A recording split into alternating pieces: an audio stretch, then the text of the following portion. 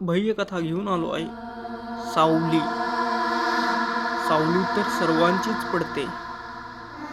रात्रीच्या गडद अंधारात जेव्हा चंद्र आकाशातून नाहीसा होतो आणि अमावास्येच्या काळी चादर गावावर पसरते, तेव्हा भद्रपूरच्या जंगलात एक भयंकर सावली बाहेर पडते. ही सावली जणू काळ्या धुक्यात एक आकार, झाडाच्या मागे लपत, पाण्याच्या सळसळीत मिसळत गावच्या बाहेरच्या पायवाटेवर फिरत असते. गावकरी या सावलीला काळी सावली म्हणतात आणि तिच्या नावाने लहान मुले रात्री झोपताना घाबरतात. ही सावली कोण आहे याबद्दल गावात अनेक कथा सांगितल्या जातात, पण एक गोष्ट सगळ्यांना माहीत आहे, जो कोणी अमावास्येच्या रात्री गावाबाहेरच्या वाटेवर दिसला तो पुन्हा कधीच परत येत नाही. गावकऱ्यांच्या मते ही सावली 50 वर्षापूर्वी मरण पावलेली एक स्त्री आहे. तिच्या मृत्यूने गावाला एक शाप मिळाला आहे. त्या रात्री जंगलातून येणारी वाऱ्याची सुसाट आवाज आणि सावलीचा भयंकर उपस्थितीचा अंदाज गावकऱ्यांच्या मनात भीती निर्माण करतो. भद्रपूर हे गाव डोंगराच्या कुशीत वसलेलं, जंगलाने वेढलेलं एक छोटंसं खेडं. गावातील माणसं साधी, मेहनती आणि एकमेकांशी बांधलेली. पण अमावास्येच्या रात्री गावात एक वेगळंच वातावरण असतं. घरोघरच्या खिडक्या बंद, दारांना कुलूप आणि रस्ते निर्मनुष्य. गावकरी रात्री बाहेर पडत नाहीत, कारण सावलीच्या भीतीने त्यांचं मन थरथर कापत असतं. गेल्या 50 वर्षात गावातून अनेक लोक गायब झाले. कोणाचाही मृतदेह सापडला नाही, कोणताही मागमूस नाही. फक्त एक काळी सावली, जी अमावास्येच्या रात्री जंगलातून बाहेर येते आणि आपला बळी शोधते. गावकऱ्यांच्या सांगण्यानुसार ही सावली एक स्त्रीची आहे, जिचं नाव आता कोणी घेत नाही. तिच्या मृत्यूची कहाणी गावातल्या जुन्या पिढ्यांनी नव्या पिढ्यांनी सांगितली, पण ती सांगताना त्यांचे चेहरे पांढरे पडतात. त्या स्त्रीचं नाव होतं सावित्री. गावकऱ्यांच्या सांगण्यानुसार सावित्री एक सुंदर, हसतमुख आणि दयाळू मुलगी होती.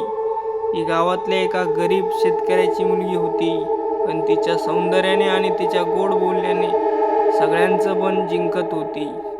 तिच्या डोळ्यात एक वेगळीच चमक होती, जणू ती सूर्याचे किरण तिच्या आत्म्यात बांधून ठेवत असे. पण तिच्या आयुष्यात एक अंधार आला, ज्याने तिचं सगळं काही हिरकावून घेतलं. सावित्रीला गावातल्या एका श्रीमंत जमीनदाराच्या मुलांनी लग्नाची मागणी घातली होती, पण तिने त्या मागणीला नकार दिला, कारण तिचं मन दुसऱ्या एका तरुणावर जडलं होतं. एक साधा, प्रामाणिक आणि तिच्यावर जीवापाड प्रेम करणारा तरुण, म्हणजे एक वामन. वामन आणि सावित्रीचं प्रेम गावात लवकरच चर्चेत विषय झाला. गावकऱ्यांना त्यांचं प्रेम पाहून आनंद व्हायचा, पण जमीनदाराच्या मुलाला, रघुनाथला, हा अपमान सहन झाला नाही. त्याच्या मनात सावित्रीबद्दल एक वेड लागलं होतं, जे प्रेमापेक्षा जास्त क्रूर आणि स्वार्थी होतं. रघुनाथने सावित्रीला धमक्या द्यायला सुरुवात केली. तो तिला रात्रीच्या वेळी जंगलात भेटायला बोलवायचा, तिच्या मागे लागायचा. सावित्री घाबरायची, पण ती आपल्या प्रेमावर ठाम होती. तिने वामनला सगळं सांगितलं आणि दोघांनी ठरवलं की ते गाव सोडून पळून जाणार. पण त्यांची ही योजना रघुनाथच्या कानावर गेली आणि त्याने एक भयंकर कट रचला. एका अमावास्येची रात्र होती. सावित्री आणि वामन जंगलात भेटले, जिथे त्यांनी पळून जाण्याची योजना आखली होती. पण त्यांना काय माहीत होतं की रघुनाथ त्यांच्या मागावर आहे. त्यांनी आपल्या माणसांना घेऊन जंगलात सावित्री आणि वामनला गाठलं. रात्रीचा गडद अंधार, जंगलातल्या झाडामागे एक भयंकर कृत्य घडलं. वामनला रघुनाथच्या माणसांनी मारहाण केली आणि त्याला जंगलातल्या एका खोल खड्ड्यात फेकलं. सावित्रीच्या समोर तिच्या प्रेमाची अशी क्रूर हत्या झाली. ती रडले, पण कोणीही तिची मदत करायला आलं नाही.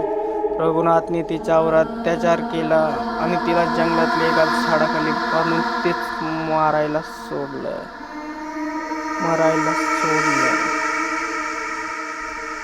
सावित्रीचा मृत्यू गावातल्या लोकांनाच कळला नाही. गावकऱ्यांना फक्त इतकंच माहीत होतं की सावित्री आणि वामन एक रात्री गायब झाले. कोणी म्हणालं की ते पळून गेले, कोणी म्हणालं की ते जंगलात हरवले. पण सावित्रीच्या मृत्यूनंतर अमावास्येच्या रात्री गावात विचित्र गोष्टी घडायला लागल्या. गावाबाहेरच्या पायवाटेवर एक काळी सावली दिसायला लागली. ती सावली कोणालाही स्पर्श करत नव्हती, पण तिच्या नजरेत एक भयंकर राग होता. जे कोणी त्या रात्री त्या वाटेवर दिसलं तो व्यक्ती गायब होऊ लागला. गावकऱ्यांना हळूहळू कळलं की ही सावली सावित्रीची आहे, जी आपल्या मृत्यूचा बदला घ्यायला परत आली आहे. काही वर्षांनंतर गावात एक नवीन कुटुंब आलं. या कुटुंबातला तरुण विशाल हा गावातल्या एका सावलीच्या गोष्टीवर विश्वास ठेवत नव्हता. तो एक हुशार, आधुनिक विचारांचा तरुण होता, ज्याला अंधश्रद्धा आणि भूतकथा यांच्यावर हसू यायचं. त्याच्या कुटुंबाने त्याला सावलीबद्दल सांगितलं, पण त्याने ते हसण्यावर नेलं. ही फक्त गावकऱ्यांच्या मनातील भीती आहे, तो म्हणायचा. पण एकदा अमावास्येच्या रात्री विशालला गावाबाहेरच्या एका कामासाठी जावं लागलं. त्याच्या मित्रांनी त्याला थांबण्याचा खूप प्रयत्न केला, पण विशाल ऐकला नाही. मी रात्री परत येईन असं म्हणून तो घराबाहेर पडला. जंगलातील पायवाट अंधारात बुडाली होती. विशालच्या हातात एक छोटा टॉर्च होता. त्याचा प्रकाश गडद अंधारामध्ये फारसा उपयोग नव्हता. वाऱ्यांचा सुसाट आवाज आणि झाडांच्या पानांचा सळसळाट आवाज यामुळे वातावरणात एक अनामिक भीती निर्माण झाली होती. विशालला काही अंतर चालल्यानंतर असं वाटलं की कोणीतरी त्याच्या मागे आहे. त्याने मागे वळून पाहिलं, पण मग कोणीच नव्हतं. त्याने स्वतःला समजावलं की हा फक्त त्याच्या मनाचा खेळ आहे. पण काही पावलं पुढे गेल्यावर त्याला एक काळी सावली झाडामागे हलताना दिसली. त्याचा जीव घाबरला, पण त्याने स्वतःला सावरलं आणि पुढे चालायला सुरुवात केली. सावली आता जवळ येत होती. विशालला तिचा आकार स्पष्ट दिसत नव्हता, पण ती मानवी आकृतीसारखी दिसत होती. तिच्या हालचाली इतक्या वेगवान आणि गूढ होत्या की विशालचं मन घाबरलं. त्याने टॉर्च त्या दिशेने फिरवला, पण प्रकाश पडताच सावली नाहीशी झाली. विशालच्या हृदयाचे ठोके वाढले. त्याने पळायला सुरुवात केली, पण जंगलातील पायवाट इतकी अरुंद आणि खड्ड्यांनी भरलेली होती की तो लवकर पळू शकत नव्हता. मागून एक थंड हवेचा झोत त्याच्या मानेवर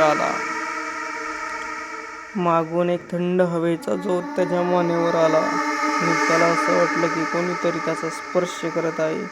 त्याने मागे वळून पाहिलं आणि त्या क्षणी त्याला सावली स्पष्ट दिसली. एक काळी मानवी आकृती, जिचे डोळे लाल रंगाने चमकत होते. विशालच्या तोंडातून किंचाळी बाहेर पडली. तो पळत सुटला, पण सावली त्याच्या मागे लागली. तिच्या हालचाली इतक्या वेगवान होत्या की जणू हवेत तरंगत होती. विशालच्या हातातला टॉर्च खाली पडला आणि आता तो पूर्णपणे अंधारात होता. त्याला फक्त सावलीचा आवाज ऐकू येत होता, एक भयंकर गूढ आवाज, जणू कोणीतरी रडत आहे.